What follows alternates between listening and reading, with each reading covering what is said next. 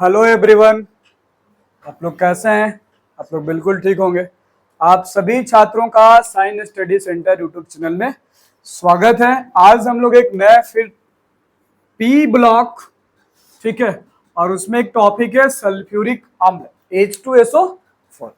इसे प्राप्त करने के लिए हमें दो विधियों का इस्तेमाल करते हैं। एक है लेड विधि। कौन सी विधि है? पहली विधि है लेड विधि, ठीक है, और दूसरी विधि है संपर्क विधि। कौन सा? संपर्क विधि, ठीक। तो इसमें सबसे जो ज्यादा एग्जाम में आता है वो है संपर्क विधि। कौन सा? संपर्क विधि। आपके बोर्ड एग्जाम में पूछे जाएंगे सल्फ्यूरिक अम्ल प्राप्त करने के लिए आप किस विधि का प्रयोग कीजिएगा, कैसे कीजिएगा, उसकी व्याख्या सचित्र कीजिए, मतलब चित्र के साथ, ठीक है, क्या कीजिए, उसकी व्याख्या कीजिए, ठीक।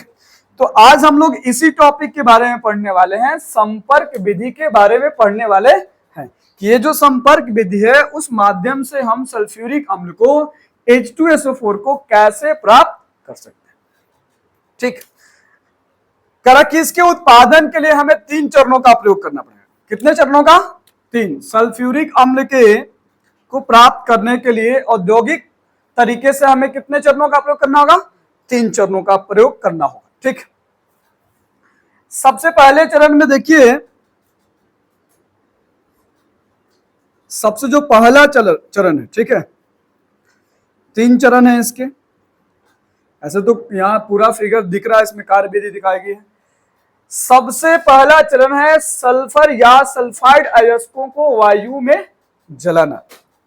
पहला चरण है सल्फर या सल्फाइड को वायु के साथ क्या करना? वायु के साथ गर्म करना। क्या करना?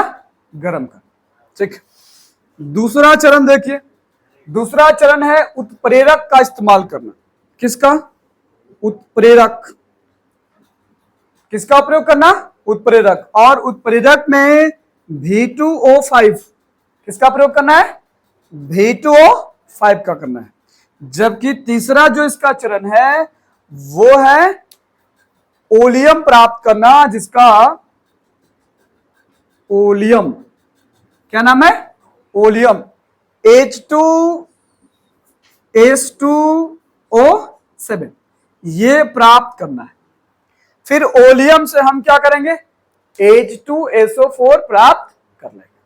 मतलब हमें इस चित्र में जो संपर्क विधि का चित्र दिया गया, इसमें 3 चरण है। सबसे पहला सल्फर या सल्फाइड को वायु के साथ गर्म करना है, ठीक। उसके बाद उत्प्रेरक V2O5 का प्रयोग करना है। इसके बाद हमें तीसरा जो चरण है वो है ओलियम का H2SO2 और O7 प्राप्त करना है, ठीक। तो सबसे पहले हम लोग चलते हैं, देखते हैं इसमें कौन जो चरण है, एक एक चरण का हम लोग विस्तार से वर्णन करते हैं। लेकिन इतना ध्यान रखिए कि इसमें कितने चरण है?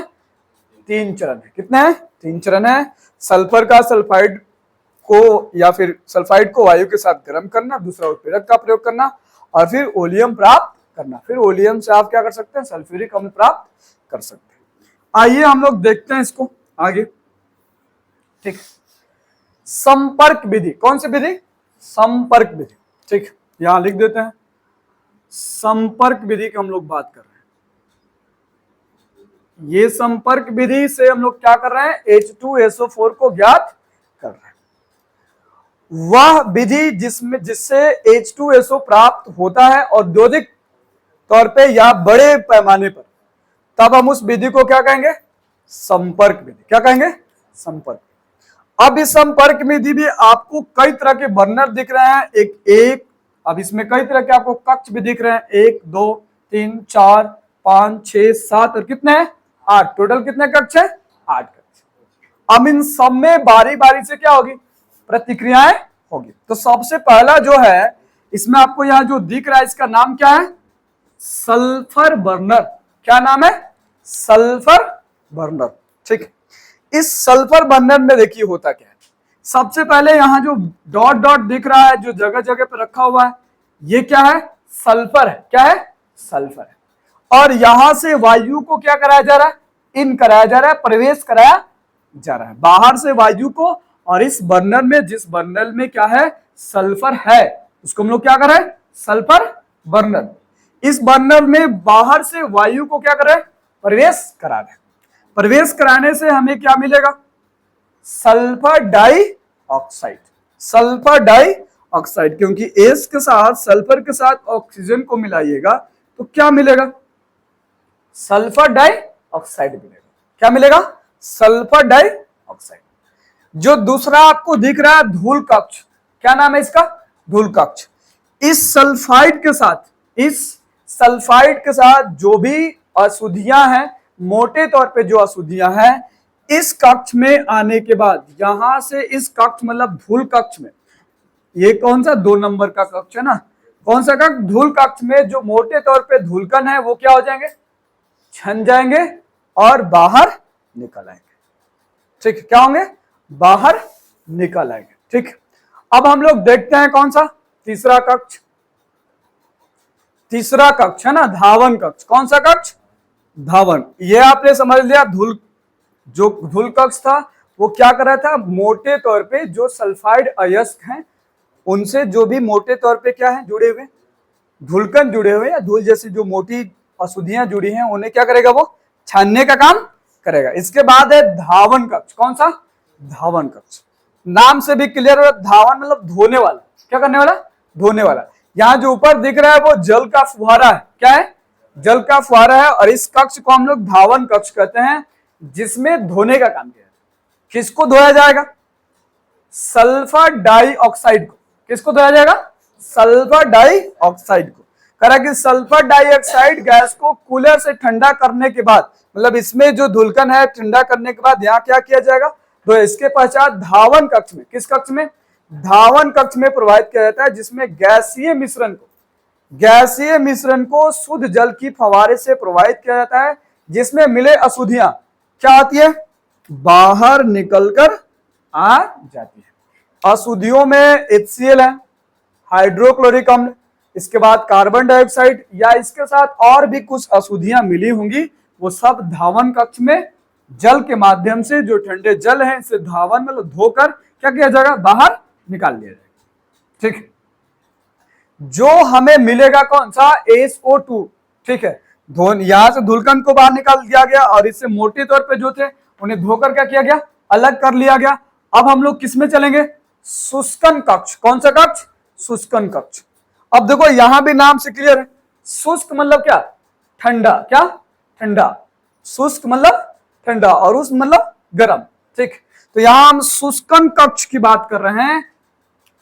इस कक्ष में जो देखो, इस कक्ष में जो शुष्कन कक्ष में है, यहां से H2SO4, कौन सा, सॉरी H2SO, ये तो सल्फ्यूरिक अम्ल है ना, करे कि इस कक्ष में, सूक्ष्म कक्ष में, इस कक्ष में सांद्र H2SO4 प्रवाहित किया जाता है, जिससे SO2 मतलब यहां से जो आपको फुहारा दिख रहा है किसका होगा, H2SO4 का होगा। और वो भी किस मात्रा में, सांद्र H2O4। सांद्र मतलब हम लोग जानते हैं क्या होता है, अधिक, और तनु मतलब क्या होता है, कम। सांद्र सल्फ्यूरिक अम्ल मतलब सांद्र H2SO4 को क्या किया जाएगा, प्रवाहित किया जाएगा। ठीक है, क्या किया जाएगा, प्रवाहित किया जाएगा। किस कक्ष से, शुष्कन कक्ष से। इस कक्ष में सांद्र H2SO4 को प्रवाहित किया जाता है, जिससे जो यहां से गैस था ना, कौन सा गैस था, सल्फर डाइऑक्साइड। कौन था, सल्फर डाइऑक्साइड, जिससे सल्फर डाइऑक्साइड गैस में उपस्थित नमी को दूर कर, ठीक है, शुष्क, कौन सा गैस प्रदान कराएगा, शुष्क, कौन सा गैस करेगा, ए सल्फर डाइऑक्साइड। और ये कैसा होगा, शुष्क होगा। यहां जो सल्फ्यूरिक अम्ल है, शांत सल्फ्यूरिक अम्ल, इसमें नमी को उत्पन्न करेगा। क्या करेगा, नमी को उत्पन्न करेगा। और ये जो सल्फर डाइऑक्साइड था, ये कैसा हो जाएगा, शुष्क हो जाएगा। क्या हो जाएगा, शुष्क। इसके बाद आप कौन से कक्ष में आएगा, आर्सेनिक शोधन कक्ष में। किस में आएगा, आर्सेनिक शोधन कक्ष।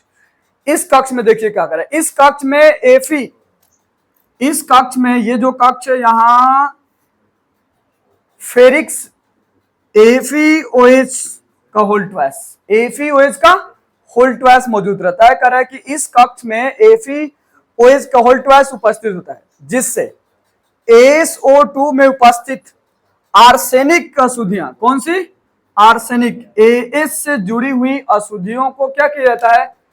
दूर कर लिया जाता है। किस कक्ष में? आर्सेनिक शोधन कक्ष में। ठीक है, और इस कक्ष में क्या मौजूद होता है? FeOH का होल ट्वाइस मजबूत मौजूद होता है, जिसमें आर्सेनिक को AS से जुड़ी हुई जितनी अशुद्धियां हैं उसे हम लोग क्या कर लेते हैं?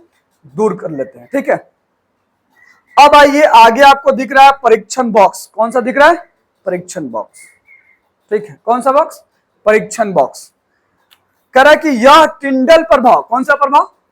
यह टिंडल प्रभाव के सिद्धांत पर आधारित है, जिसमें तीव्र अवलोकित प्रकाश पुंजित होती है, निकलती है, जो अशुद्धियों को अवलोकित करती है, मतलब पता लगाती है कि इसमें अभी भी अशुद्धियां है या फिर नहीं। परीक्षण बॉक्स एक तरह के टिंडल प्रभाव की तरह व्यवहार करती है। टिंडल प्रभाव आप जानते हैं, किसी भी कोलाइड विलयन में जब हम क्या करते हैं? प्रकाश को विक्षेपित करते हैं, प्रकाश को डालते हैं, तो ये जो कण है प्रकाश को चारों दिशाओं में क्या करते हैं? प्रक्षेपित कर देते हैं। चारों दिशाओं में क्या करते हैं? प्रक्षेपित कर देते हैं, जिसे हम लोग क्या कहते हैं? टिंडल प्रभाव। करें कि यहां भी टिंडल प्रभाव, जो प्रकाश है, प्रकाश की जो किरणें हैं, एक टिंडल प्रभाव की तरह परीक्षण करेंगे कि जो SO2 है, कौन सा? SO2 जो सल्फर डाइऑक्साइड है, उसके साथ अभी भी कोई अशुद्धियां है या फिर नहीं है। ठीक, ये कौन सी बात हो गई?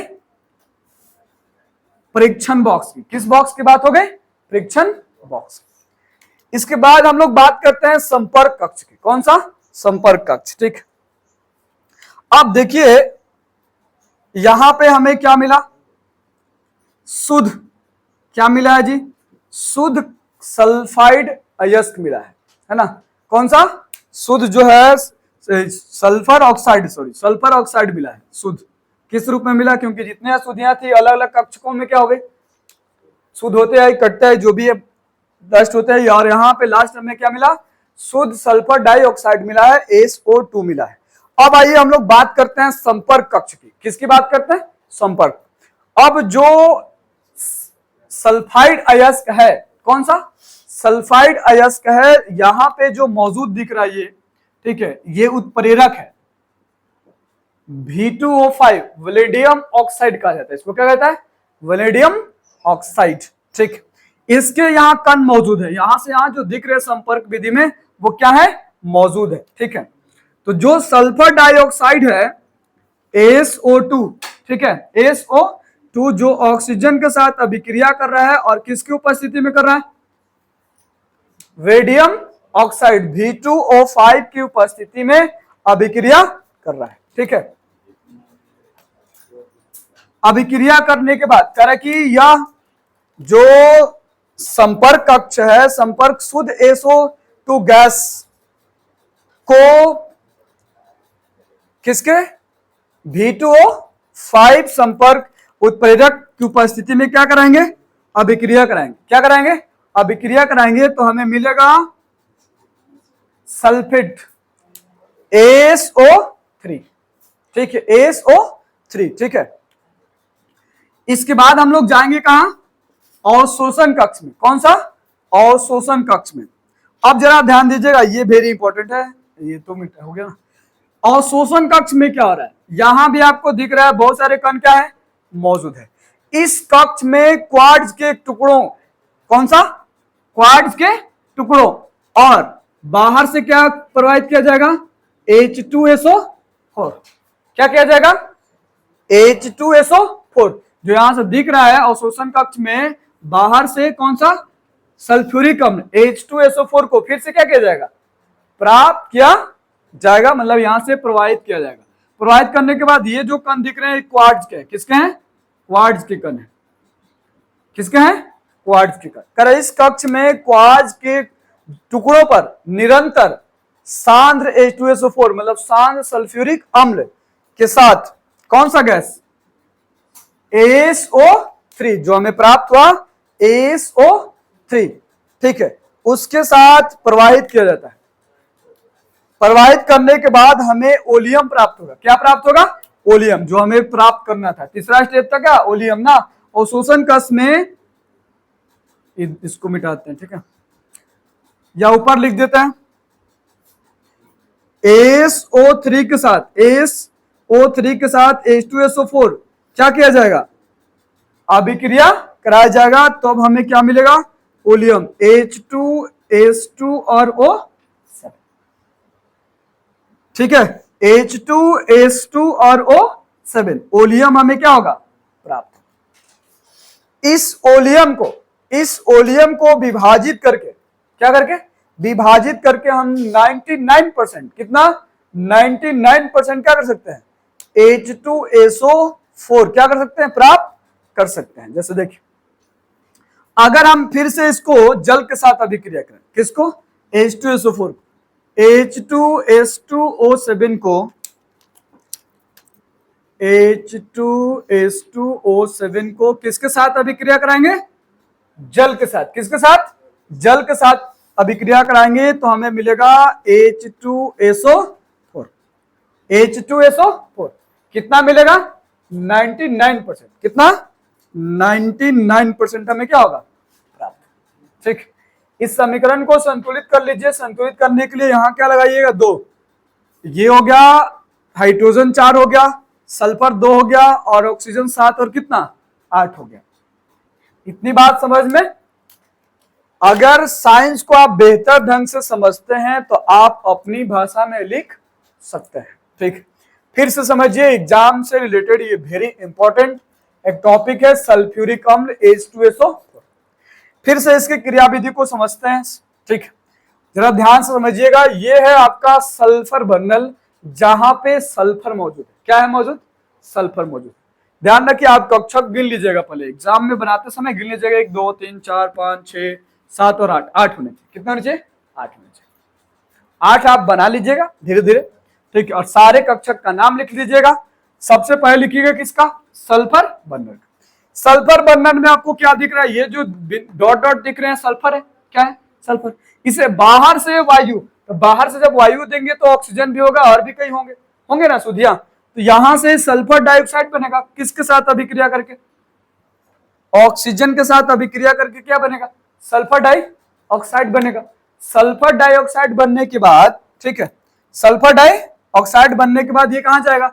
धूल कक्ष में। किस कक्ष में? धूल कक्ष में। इस धूल कक्ष में क्या होगा? जो मोटे तौर पे जो धूलकण है वो बाहर आ जाएंगे। बाहर आने के बाद देखो, फिर से अभी जो सल्फर डाइऑक्साइड था वो है, अब कहां जाएगा? धावन कक्ष में। कहां जाएगा? धावन कक्ष में। धावन कक्ष में जो मोटे तौर पर यहां से जल प्रवाहित हो रहा है, ध्यान रखिए, यहां से क्या हो रहा है? जल प्रवाहित हो रहा है। इस जल के फुहारे के कारण जो मोटे तौर पर सल्फर डाइऑक्साइड में जो मोटे तौर पर अशुद्धियां, जैसे हाइड्रोक्लोरिक अम्ल हो सकता है, कार्बन डाइऑक्साइड हो सकता है, नाइट्रोजन गैस हो सकता है, ये सभी कहां आ जाएंगे? बाहर आ जाएंगे। किसमें? धावन कक्ष में। ठीक है, से बाहर आ जाएंगे जल को प्रवाहित करने पर। इसके बाद जो अभी सल्फर, जो सल्फर डाइऑक्साइड है वो कहां जाएगा? किस कक्ष में जाएगा? शुष्कन कक्ष में। कौन सा? शुष्कन कक्ष। अब जरा ध्यान दीजिए, H2SO4 को फिर से प्रवाहित किया जाए, लेकिन किस मात्रा में? सांद्र H2SO4, सांद्र H2SO4 को। किसके लिए? तो नमी प्रदान करने के लिए। क्या करने के लिए? नमी प्रदान करने के लिए, ताकि जो सल्फर डाइऑक्साइड है, SO2 है, वो क्या हो जाए? शुष्क हो जाए। किस अवस्था में आ जाए? शुष्क अवस्था में। शुष्क अवस्था में आने के बाद यहां जो आपको दिख रहा है, ये भी एक तरह का फिल्टर है, जिसको कहा जा रहा है आर्सेनिक शोधन कक्ष। क्या कहा जा रहा है? आर्सेनिक शोधन कक्ष। इस कक्ष में FeOH का वोल्टास है, जो सल्फर डाइऑक्साइड के साथ, SO2 के साथ जो आर्सेनिक संबंधित जो अशुद्धियां है, कौन सी संबंधित? आर्सेनिक जो संबंधित अशुद्धियां हैं, वो यहां छनने का काम करेगा, मतलब वहां छन जाएगा। परीक्षण बॉक्स परीक्षित करेगा, जांच करेगा कि सल्फर डाइऑक्साइड के साथ और भी कोई अशुद्धियां हैं या नहीं। किस आधार पर करेगा? तो टिंडल प्रभाव के आधार पर करेगा। प्रकाश के टिंडल प्रभाव के आधार पर यह कार्य करेगा। इसके बाद जो दिख रहा है यार, संपर्क कक्ष। संपर्क कक्ष मतलब यहां पे जो सल्फर डाइऑक्साइड है, ऑक्सीजन है, किसके उपस्थिति में? V2O5। वेलेडियम जो ऑक्साइड है, ठीक, वेलेडियम पेंटा ऑक्साइड, सॉरी 5 था ना, वेलेडियम पेंटा ऑक्साइड के साथ अभिक्रिया, मतलब उसकी उपस्थिति में अभिक्रिया करके क्या बनाएंगे? Sulphur SO3। क्या बनाएंगे? सल्फर जो है यहाँ SO3, ठीक। SO जो 3 है, अब ये कहां जाएगा? अवशोषण कक्ष में। कहां जाएगा? अवशोषण कक्ष। इस कक्ष में भी क्या किया जा रहा है? H2SO4 को प्रोवाइड किया जा रहा है कम मात्रा में, ठीक है। और यहाँ पे जो डॉट डॉट जो बिंदु बिंदु दिख रहे हैं यहाँ क्वार्ट जैसे होते हुए कहां आएगा? नीचे आएगा। और इसके साथ अभिक्रिया करने पर हमें क्या मिल रहा था? ओलियम। यहां हमने दिखा ना ये वाला चीज, SO3 के साथ हमने फिर से सल्फ्यूरिक अम्ल को अभिक्रिया कराया तो हमें क्या मिला? Oleum H2S2O7, H2S2RO7। इस ओलियम को फिर से किसके साथ? जल के साथ मिलाने के बाद हमें क्या मिलेगा? सल्फ्यूरिक अम्ल मिल गया। कितना? 99। अब एक क्वेश्चन आपके दिमाग में आ रहा होगा कि सर यहां पे H2SO4 को किया जा रहा है, यहां पे H2SO4 को किया जा रहा है, क्यों किया जा रहा है? जब हमें ये प्राप्त करना ही है तो कम क्यों हम इसको प्रोवाइड कर रहे हैं? प्रवाहित इसलिए कर रहे हैं कि अगर हमारे पास 10% है, कितना है? 10% अगर H2SO4 है, सल्फ्यूरिक अम्ल है, तो हमें इस 10% से कितना मिलेगा? 99%। कितना मिलेगा? 99%। तो क्यों ना हम थोड़ा सा बर्बाद कर दें?